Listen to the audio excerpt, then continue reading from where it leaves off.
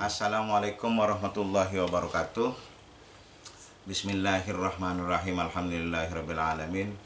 Wassalatu wassalamu ala asrafil anbiya'i wal mursalin. Maulana wal mursalin sayyidina Muhammadin wa ala alihi wa sahbihi ajmain, amma ba'du. Anak-anakku semester 1 S2 di Rosa Islamiyah atau Studi Islam yang sangat berbahagia. Ini pertemuan pertama ini.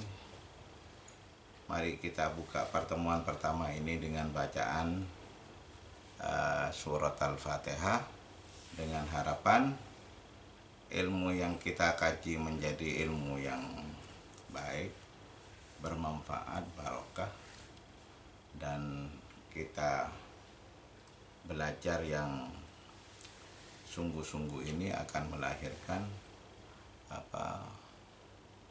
ilmu yang dibutuhkan oleh banyak orang. Ala hadhihi niyyah as-salihah. Al-Fatihah. Alhamdulillahirabbil alamin arrahmanir rahim maliki yaumiddin. Iyyaka na'budu wa iyyaka nasta'in ihdinas siratal mustaqim siratal ladzina an'amta 'alaihim ghairil maghdubi 'alaihim waladdallin. Amin. Baiklah, kita di dalam studi Al-Qur'an dan hadis ilmu kemasyarakatan ini akan berbicara tentang umat. Umat itu apa? Umat itu adalah kelompok dari kabilah-kabilah. Jadi asy'abuh namanya umat itu. Nah, kabilah itu apa? Kabilah itu adalah gubernur-gubernur. Jadi kelompok-kelompok manusia di tingkat gubernur-gubernur. Nah, di bawahnya kabilah itu apa? Di bawahnya kabilah itu adalah al-butun. Al-butun itu adalah semacam kecamatan, kabupaten-kabupaten. Di bawahnya kabupaten itu apa? Al-fahduh, kecamatan-kecamatan gitu. Jadi kecamatan-kecamatan itu namanya al-fahduh. Di bawahnya al-fahduh itu adalah al-ashkhas, adalah individu-individu. Nah, umat itu apa kata Rasulullah? Ditanya oleh sahabat Rasulullah itu. Umat itu adalah innal ummata kathratu masailihim, kata Rasulullah. Waqtilafuhum ala anbiya'ihim. Umat itu adalah banyak masalahnya. Jadi di dalam dirinya itu, dengan dirinya secara pribadi itu banyak masalahnya. Karena umat itu banyak masalahnya. Ini diterima habis ya, di shooting. Karena umat itu banyak masalahnya, makanya harus bagaimana caranya hidup tidak penuh masalah, tidak banyak masalah. Orang berdampingan dengan orang Islam merasa aman. Orang Islam berdampingan dengan orang Yahudi merasa aman. Orang Islam dan orang Yahudi berdampingan orang Majusi merasa aman. Orang Majusi, orang Islam, dan orang Yahudi berdampingan orang Nasara merasa aman. Lalu bagaimana merasa seperti ini? Dan ini dicari jalan keluarnya. Terus, wah tilafuhum ala umaraihim ala anbiya'ihim. Jadi yang namanya umat itu selalu menantang pemimpinnya, menantang nabinya. Itu umat itu selalu menantang nabinya. Karena nabi setiap masing-masing berbeda-beda. Jadi menantang para pemimpinnya, para umaranya. Lalu bagaimana Islam mengamankan itu? Ini katanya Allah, fa'amruhum syura bainahum. Masalah mereka itu harus musyawarah. Lalu Nabi Muhammad musyawarah dengan umatnya. Siapa saja umatnya ketika itu? Bani Qainuqa, Bani Nadir, Bani Quraidah. Terus Bani Khazraj, Bani Aus. Dan Muhajirin serta Ansor. terus orang Nasara yang dipimpin oleh Musailamah Al-Kadzab, terus orang Majusi. Nah, ada 9 ini umat yang ada di sana itu, kabilah-kabilah yang ada di sana itu. Lalu musyawarah Rasulullah dengan mereka, bagaimana hidup bersama, bagaimana mempertahankan kehidupan dalam kebersamaan. Akhirnya lahirlah Piagam Madinah itu. Nah, Piagam Madinah itu lahir. Nah, lalu setelah lahir Piagam Madinah, hiduplah kebersamaan di sana. Hiduplah kenyamanan di sana. Hiduplah dengan penuh damai gitu di sana. Di orang Islam gak pernah takut, orang Kristen gak pernah takut, orang Yahudi gak pernah takut, orang Nasara gak pernah takut. Di dalam negara itu aman sekali. Lalu bagaimana bentuk kehidupannya? Kok bisa menjadi aman?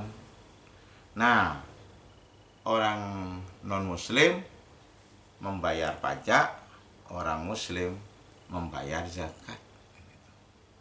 Sehingga apa yang dijaminkan kepada orang non-muslim itu adalah 5 yang dijaminkan oleh Rasulullah. Dengan membayar pajak, mereka hidup di dalam negara Madinah, di dalam kebersamaan itu ada 5 yang dijaminkan. Apa saja 5 itu? Dinuhum, agamanya dijamin. Mereka itu beribadah sesuai dengan agamanya, itu diperbolehkan oleh Rasulullah dan tidak boleh diseret-seret menjadi muslim. Yang kedua itu jiwanya dijamin. Jiwanya dijamin, nafsunya dijamin. Jadi individunya dijamin di sana itu. Jadi orang hidup di negara itu jangan khawatir mati. Orang yang membunuh mereka itu akan dihukum mati juga. Nah, yang ketiga, keturunannya dijamin. Jadi berpendidikan, berapa macam-macam di sana, ada mendirikan apa saja dijamin selama itu sesuai dengan agama mereka. Yang ketiga, yang keempat itu yang dijamin itu akalnya, akal mereka dijamin. Jadi gak ada penyiksaan kepada non-muslim di negara Rasulullah itu. Dan baik non-muslim maupun muslim itu dijamin semua. Yang kelima itu yang dijamin hartanya. Jadi hartanya itu nggak boleh dirampas-rampas. Karena mau membuat masjid lalu tanahnya orang non muslim dirampas, nggak boleh. Nggak boleh, dijamin semuanya. Nah, lalu orang muslim itu sesama orang non muslim, apalagi secara individu yang dijamin itu. Nah, katanya orang non-muslim dengan non-muslim itu harus saling menghargai. Katanya.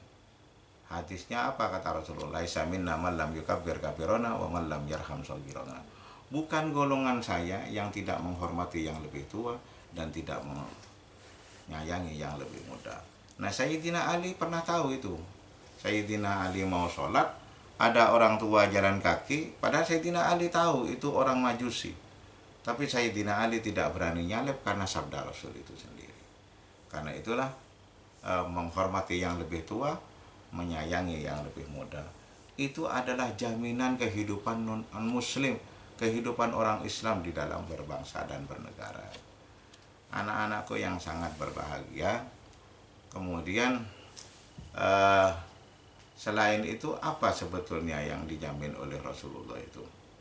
Yang dijamin itu secara individu dia tidak boleh keluar tanpa sepengetahuan Rasul dan tidak boleh masuk lagi tanpa sepengetahuan Rasul. Nah, sehingga hidup di negara Madinah betul-betul hidup dengan aman sentosa. Jadi seperti itu. Sahabat-sahabat, adik-adik yang berbahagia, karena itulah makanya hidup berbangsa, bernegara, berkelompok, berindividu itu dijamin oleh Rasulullah asalkan musyawarah dulu, kata Allah. Fa amruhum syura bainahum. Nah, di Indonesia itu dulu musyawarah melahirkan Pancasila. Nah, sekarang sudah sering tidak musyawarah sudah. Yang musyawarah itu adalah DPR, MPR. Jadi DPR dan DPD. sering merugikan kita. Sebagai umat Islam sering merugikan kita sebagai umat Islam, sebagai umat Nasara sering merugikan kita sebagai umat Nasara. Tidak sama seperti yang dilahirkan oleh dulu ketika terwujudnya negara ini. Musyawarah dulu itu melahirkan Pancasila yang tertulis dan melahirkan kehidupan Bhinneka Tunggal Ika. Nah, mudah-mudahan apa yang saya sampaikan itu tentang hidup yang paling tinggi dulu, berbangsa ini, bernegara ini menjadi pelajaran yang baik. Nanti tugasnya sampean itu ngerangkum dengan baik dan kirimkan ke mana deh? Classroom. Gitu aja. Sekian dari saya. Wallahul muwaffiq ila aqwamit thoriq. Wassalamualaikum warahmatullahi wabarakatuh.